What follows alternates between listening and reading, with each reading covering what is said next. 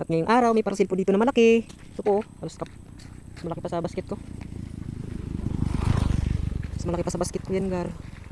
Meron pa ito sa taas. Manglikmot, ang problema, tatlo kasi yung manglikmot dyan sa pesyo. So hanapin ko siya kung saan sa doon. Tanong-tanong na lang ako. Let's go! May clipboard ba dito? Clipboard? Yung sali ba yun?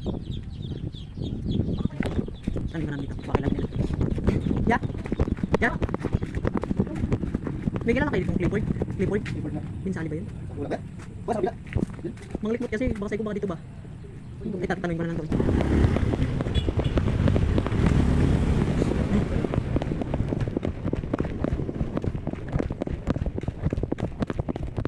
Yeah? May kilala ka ditong ano? Clipboard Marincel? Ay, ako lang. Sige, tanongin ko na sa... Okay, alam nila dito na. Punta ko na kasi doon, palagi kasi yung parcel yan, hindi ko matawagan. Ay, boy, may kilala kang ano? Clipboard Marincel? Oo. Manglikmot na kasi, natulungan ko na lang doon, dito na lang wala. Okay lang yan. Isang bis pa rin ako din sa akin. Doon? Natanong mo na? Wala. Pwede magtanong?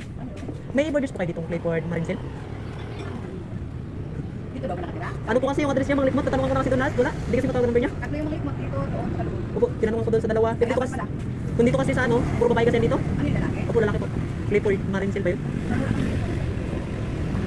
Malaki kasi yung parcel niya, hindi ko matawagan yung number niya. Sige po, hindi po. Nga po, tanungan ko na rin po yun doon. Wala po. Opo, sa may pinakalikod. Opo, hindi na nila kilala. Wala.